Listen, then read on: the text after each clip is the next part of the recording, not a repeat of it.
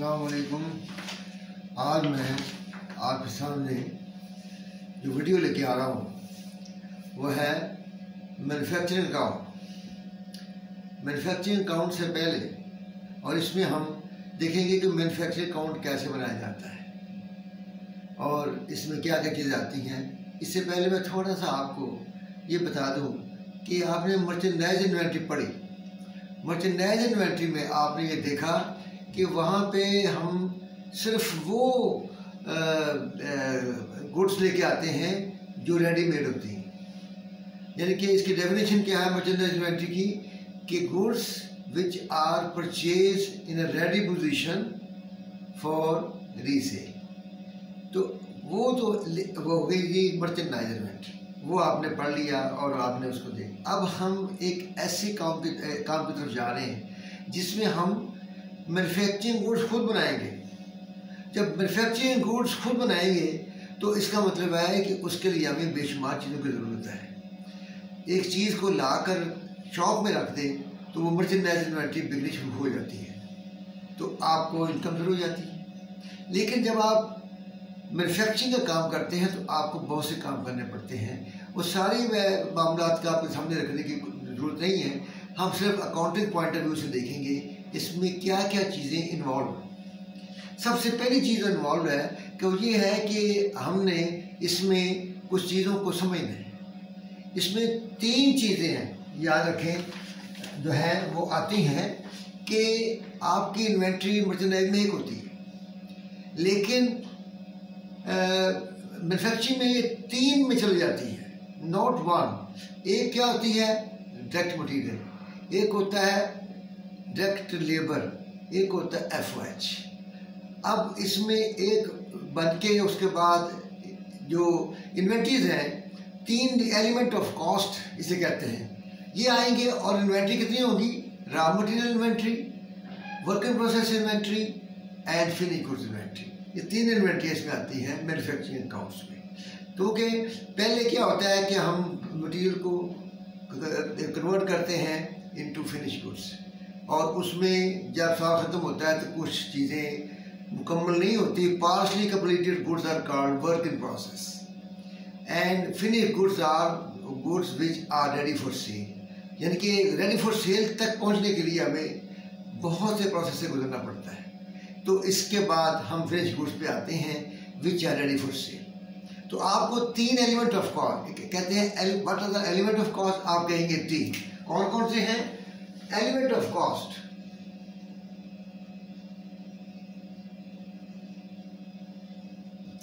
Direct material,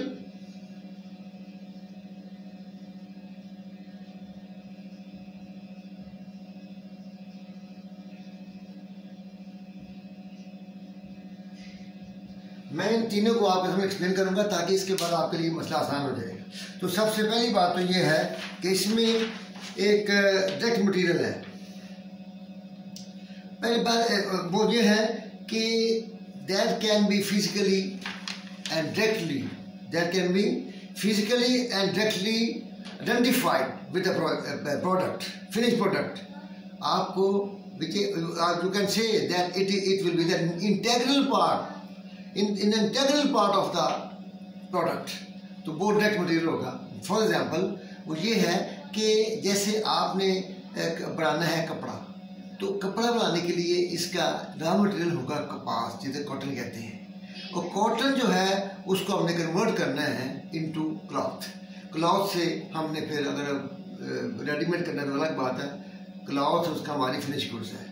और इस cloth की तक प्रोसेस से शुरू होता है कपास को खरीदने से लेकर कपड़ा जो है क्लॉथ को पोजीशन में लाने के क्या करने पड़ते हैं। उसके लिए आपको पहले मटेरियल खरीदना है, वो डायरेक्ट मटेरियल है।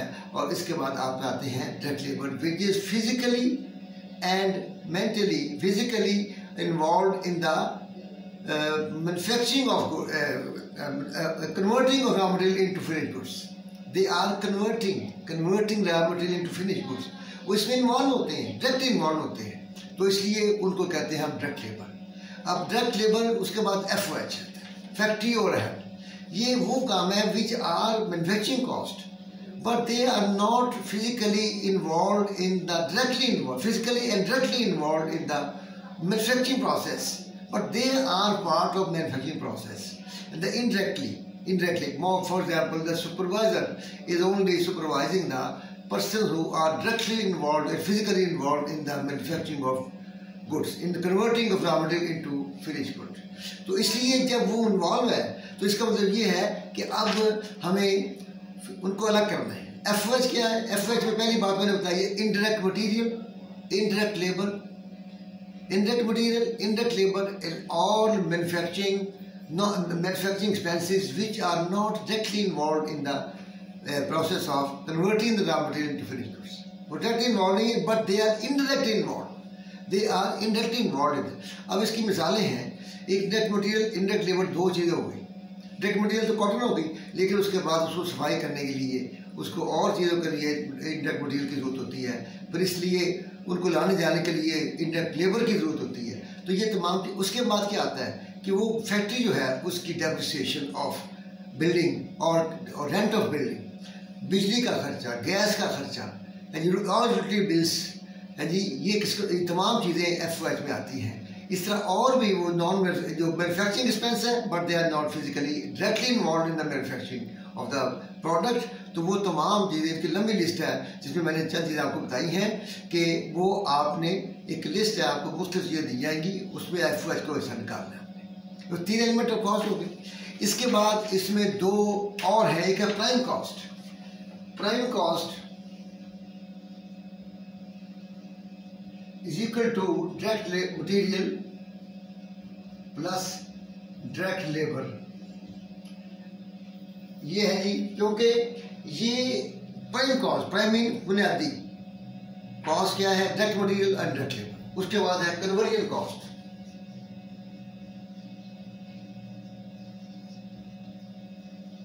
कन्वर्जन कॉस्ट का मतलब क्या है?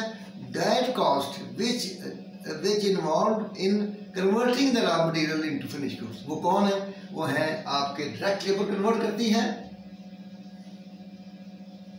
प्लस FOH, फैक्ट्री और है। ये 3 एलिमेंट ऑफ कॉस्ट हैं, जिसकी एक प्राइम कॉस्ट है, डायरेक्ट मटेरियल, डायरेक्ट लेबर और डायरेक्ट एक्सपेंसेस।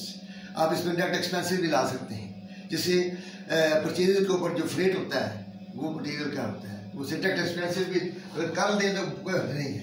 डायरेक्ट एक्सपेंसेस जैसे आप करते हैं परचेज में, फ्रेट जो है जो आपको इनवर्ड आता है उसके ऊपर आप इसको शामिल करते हैं, तो ये है एलिमेंट ऑफ कॉस्ट। उसके बाद आता है कि हमने इसको बनाना है और मैन्युफैक्चरिंग अकाउंट। अब आते हैं मैन्युफैक्चरिंग अकाउंट पे। तो एक नेक्स्ट आती है वर्केबल रिसोर्स इन्वेंटरी, WIP से कहते हैं। वर्क इन प्रोसेस का मतलब है work these to some extent the work has been completed but not in a position that we can say this is a finished goods and it cannot be sold in this position। तो वो साल के आखिर पे जितना हिस्सा होता है हम उसमें एलिमेंट ऑफ कॉस्ट तीनों बड़े होते हैं, कभी कम भी बड़े होते हैं, कुछ भी हो सकता है। मटीरियल एक ही हो तो साल खत्म हो गया, उसमें लेबर भी इस्तेमाल कर ली, साल खत्म हो गया, उसमें हमने अपना फैक्ट्री और हेड भी शामिल कर लिए। तो इसलिए कितने % शामिल किए हैं? जो कंप्लीट नहीं है एंड ऑफ द ईयर वो WIP है, और जब साल खत्म होगा तो वो WIP होगा, और नेक्स्ट ईयर का वो ओपनिंग बैलेंस होगा। अब आपको ये करना है कि सबसे पहले आपको पता होना चाहिए कि मैन्युफैक्चरिंग में क्या क्या कॉस्ट आती है। मैं आपके सामने पहले कॉस्ट लिखता हूँ, उसके बाद उसके एक एग्जांपल छोटी सी हम हल करेंगे, तो हम उसको मैन्युफैक्चरिंग अकाउंट को फिनिश कर देंगे। सबसे पहली बात क्या है?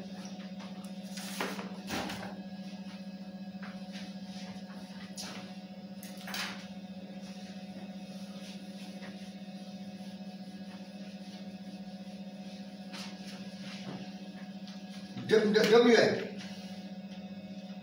तो इसमें क्या क्या चीजें आएंगी? आपने बनाना है मैन्युफैक्चरिंग अकाउंट।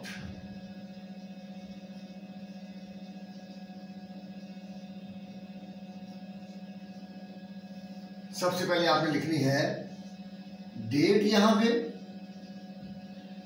डेट, और WIP का मतलब है जो ऊपर लिखा गया opening balance. WIP in asset का नॉर्मल बैलेंस डेबिट होता है, इसलिए आप इसे डेबिट साइड पे लिखते हैं। जब डेबिट साइड पे लिखते हैं ऊपर तो इसका मतलब है दिस इज ओपनिंग बैलेंस। इसके बाद हम लिखते हैं मटेरियल कंज्यूम्ड।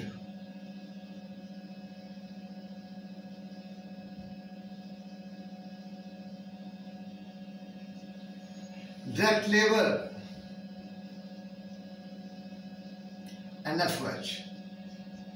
ये तीन चीजें जो अभी अब मैंने बताई आपको, ये तमाम चीजें इसमें शामिल होंगी WIP में। और ये हम इसको उसके बाद ये है कि इसके बाद यहाँ पे लिखेंगे WIP। इसका मतलब ये है कि ये एंडिंग बैलेंस है, ये ओपनिंग है, ये इसके। और जो बैलेंसिंग फिगर होगी वो ट्रेडिंग अकाउंट को जाएगी बैलेंसिंग फिगर। तो ये हमारा अकाउंट मुकम्मल हो जाएगा। अब इसमें आता है कि मटेरियल कंज्यूम्ड को अपना मालूम करने के लिए आपको एक शेड्यूल बनाना पड़ेगा। उसमें क्या आता है, उसमें आप देखें, इसका हम लिखेंगे वर्किंग 1 एंड इसके लिए वर्किंग 2। इसमें एक फिगर भी हो सकती है, इसमें बेशुमार फिगर भी हो सकती हैं। इसकी डेफिनेशन आपको आनी चाहिए। जब डेफिनेशन आती होगी तो it will be very easy for you to include those items in the FOH। तो इसलिए आप क्या करेंगे कि आप सबसे पहले इसका डिविडेंड कंज्यूम बनाएंगे, उसके बाद ये करेंगे और ये गिवन होगी, ये गिवन होगी।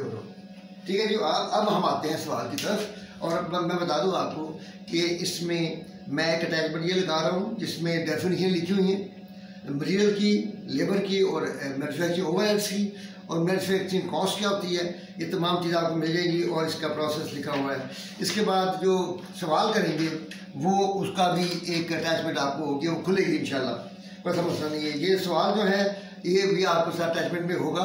और ये जो सवाल है ये मैं ले रहा हूँ बुक चीज़ें और इलस्ट्रेशन 1 है, और चैप्टर जो है इसका ये है 18। ठीक है जी। और अब हम इसको सवाल को आप पढ़ लें, काफ़ी लंबा सवाल है, मैंने पढ़ा हुआ है, मैं इसको अब हल करना शुरू कर रहा हूँ। तो उसके लिए आपको क्या चाहिए, WIP ओपनिंग बैलेंस, इसमें मालूम है हमें, वो लिखा हुआ है जी सवाल में, और वो है 7000। अब इसको ज़रा मेरा ख्याल है कि खुला कर दीजिए, आपने लिख दिया है ताकि हर चीज़ जो है वाज़ेह हो जाए। मैन्युफैक्चरिंग अकाउंट,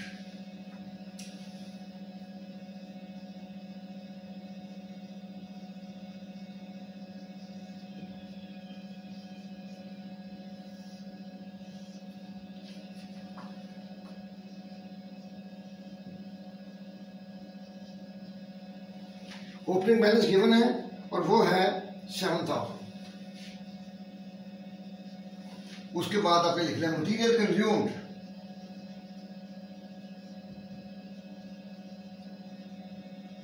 हो सकता है आपको इसकी एक फिगर दे दे, आप लिख देंगे। लेकिन अगर वो नहीं देता तो फिर आपको क्या देगा, opening balance of material, material purchases, freight and ending inventory of the material. तो आप उसे बनाएंगे। हम यहाँ पे लिखते हैं वर्किंग 1। वर्किंग 1 यहाँ देते हैं मटीरियल कंज्यूम्ड,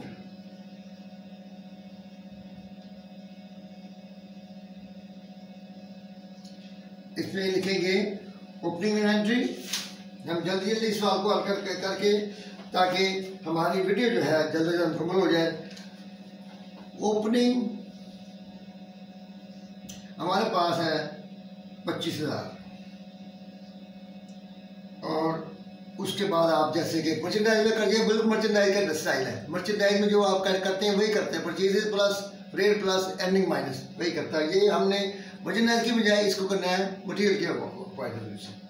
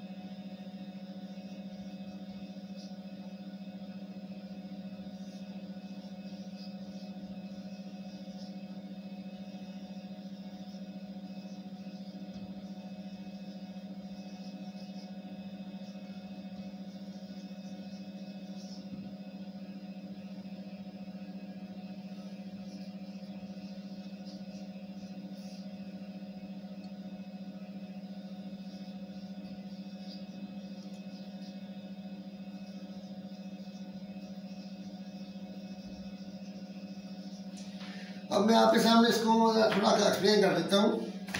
आप देखें मर्चेंडाइज का स्टाइल है, बिल्कुल आप गौर करें अगर आप इसके ऊपर कि मटेरियल कंज्यूम्ड कैसे है कि ओपनिंग इन्वेंट्री, परचेजेस, और उसके बाद आपने फ्रेट लिया, वहाँ फ्रेट जमा करते थे आप, इसके बाद रिटर्न माइनस करते थे, आप ऊपर ले जाए नीचे ले जाए कोई फर्क नहीं पड़ता, और ये आपने माइनस किया है, और इसके बाद आपने ये इसमें एंडिंग इन्वेंट्री माइनस किया है, तो ये हमारा आ गया कि ये हमारे पास था।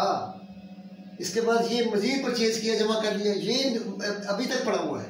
इसका मतलब है पड़ा हुआ है तो कंज्यूम नहीं हुआ, अगर पड़ा होता तो कंज्यूम होता, कंज्यूम नहीं हुआ तो इसका मतलब 2,58,000 वर्किंग वन में हम यहाँ भी लिखेंगे वर्किंग वन 2,58,000 ये हमने मटेरियल वेज फिगर है इसकी निकाली है। इसके बाद वो कहता है जी सवाल में हमने देखेंगे कि सवाल में इसने कितना है, इसका क्या कहते हैं, लेबर कितनी है। डायरेक्ट लेबर की फिगर आमतौर पर एक ही होती है, तो डायरेक्ट लेबर जब वेजेज एक ही बात है, डायरेक्ट वेजेज जो है वो है 18,000। एफओएस की लंबी लिस्ट है जिसको मैं वर्किंग टू के नाम से याद करूंगा ताकि आपको वो वर्किंग टू जो है आपको नजर आए।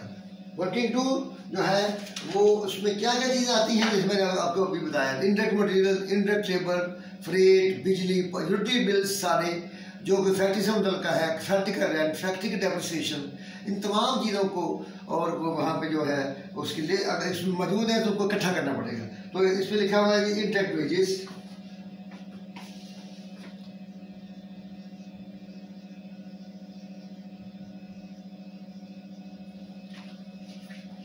उसके बाद है जी फैक्ट्री एक्सपेंसेस।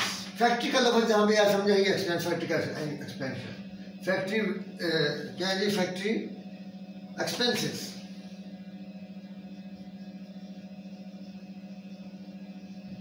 फैक्ट्री एक्सपेंसेस जो हैं वो हैं जी 26,000। उसके बाद आते हैं जी पावर एंड फुल, ये सारा यूटिलिटी शुरू हो गया है।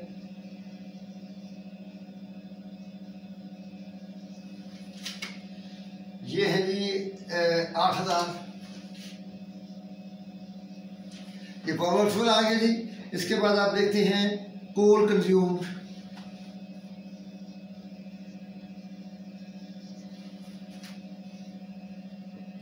$9,000।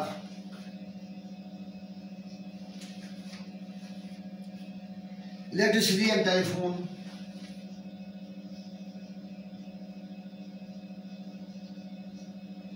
टेलीफोन, ये फोन लिख देते हैं आप, इलेक्ट्रिसिटी एंड टेलीफोन, और उसकी अमाउंट है जी 3,600। ये आपको वो कह रहा है कि जितना खर्चा हुआ है 3/5 एडजस्टमेंट में लिखता है 3/5 is will go to factory. इसका मतलब है 6,000 खर्चा हुआ है तो 6,000 का 3/5, यहाँ पे मैं लिखता हूँ 6,000, इसका 3/5, ये हमने ये उसने लिखा है कि जो जितनी बिजली है उसका 3/5 फैक्ट्री को जाता है, तो ये फैक्ट्री को चला जाएगा। 3/5 कितना बनता है जी, 3,600।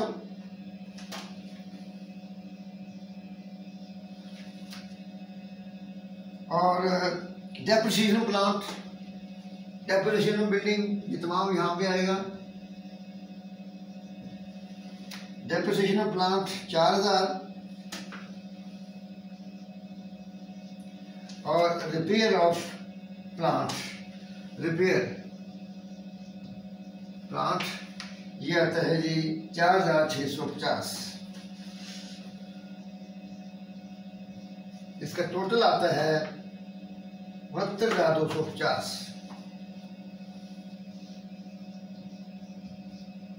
ये जनाब आपका हमने तमाम चीज़ें जो हैं ले ली हैं, चेक कर लेता हूँ ताकि कोई गलती ना हो जाए। 14,000 है, 26,000 है, 8,000 है, 9,000 है, 3,600 है और 4,000, 4,650 है। तो हम यहाँ लिखेंगे 69,250।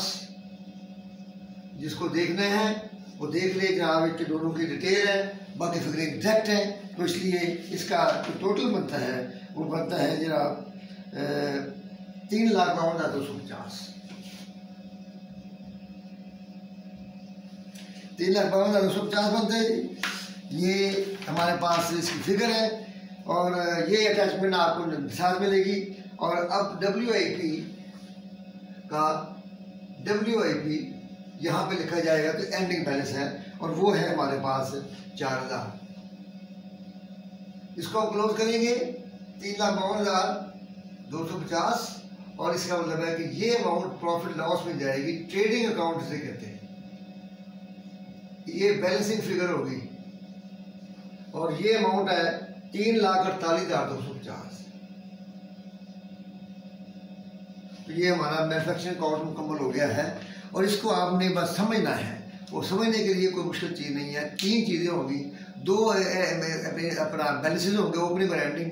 3 चीज़ें होंगी, एक की डिटेल बनानी है, मटीरियल की डिटेल बनानी है और FOH की। हो सकता है कि आपको सवाल ऐसा मिले कि वहाँ पे मटीरियल कंज्यूम्ड और FOH की एक ही फिगर हो, तो ये आपके लिए आसान होगा। अदरवाइज आपको बनाने के लिए मुश्किल नहीं होगा।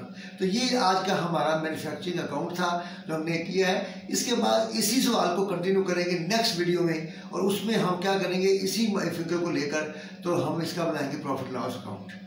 और अगर मुमकिन हुआ इसमें बैलेंस शीट का टाइम तो ठीक है, नहीं तो मैन्युफैक्चरिंग प्रॉफिट लॉस अकाउंट जरूर बनाएंगे। तो ये हमारा ये इसको आपने देखना, याद रखें, homework is the main reasons of success in every field of life. तो आपने किसी फील्ड में तरक्की करनी है तो आप होमवर्क करें। आप नहीं देखे इम्तिहान को दूर है, इम्तिहान दूर है तो पढ़ें। पढ़ने से अगर आप छोड़ देंगे तो आपको रीगेन करना उस पर ध्यान को मुश्किल हो जाएगा। इसलिए आप इस पर गौर करें और इंशाल्लाह ताला नेक्स्ट वीडियो के लिए बहुत जल्द हाजिर होंगे। अल्लाह हाफिज़।